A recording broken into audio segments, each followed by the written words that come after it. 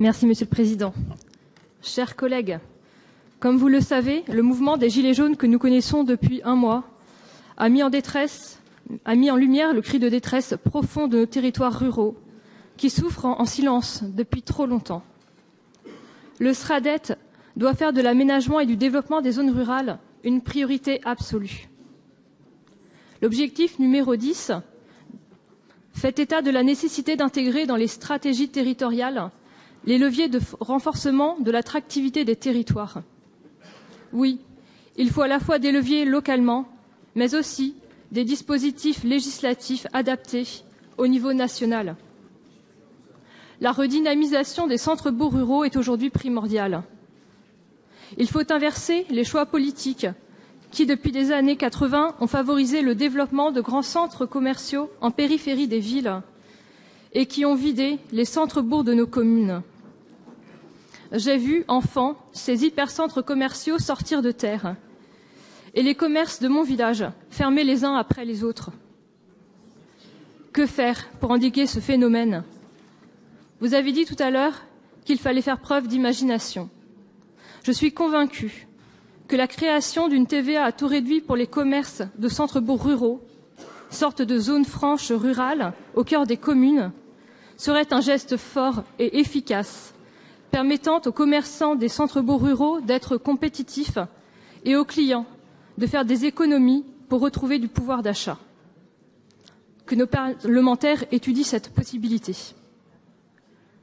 Les commerces de centres-bourgs participent activement à l'attractivité des territoires. Ils sont également un formidable vecteur de lien social entre habitants, dans une société gangrénée par l'individualisme. Pouvoir faire ses courses près de chez soi, chez des commerçants qui privilégient des produits locaux, c'est gagner en qualité de vie et soutenir l'économie locale durablement. Remettre de la vie dans nos communes rurales, c'est participer à l'attractivité de notre territoire. Nous devons y conserver ou y réimplanter des services de proximité, écoles et crèches, qui favorisent les liens intergénérationnels si précieux. Vivants et dynamiques, nos beaux villages seront des atouts supplémentaires à l'attractivité touristique de notre territoire. Pourquoi ne pas investir, par exemple, dans des centres de télétravail high-tech en zone rurale, à l'heure où de plus en plus d'entreprises permettent à leurs salariés de travailler de chez eux. Travailler chez soi n'est pas toujours évident, et le manque de lien social et de matériel adéquat sont souvent un frein. La région pourrait porter un tel projet en partenariat avec les autres collectivités pour faire revenir des familles qui aspirent à une meilleure qualité de vie en zone rurale. C'est un choix de société qui se pose à nous. Le choix de préserver notre art de vivre à la française, notre qualité de vie qui s'étiole, broyée par la société de consommation et par une mondialisation effrénée. Pour avoir vécu aux États-Unis, j'ai vu ce qui est arrivé là-bas et ce qui est en train de nous arriver. Disparition des petits commerces de centre-ville, perte du goût des aliments qui, même bio, n'ont plus aucune saveur. Disparition des artisans et commerçants indépendants au profit de grandes chaînes et enseignes. Ultra-dépendance à la voiture, sans laquelle on ne peut aller nulle part.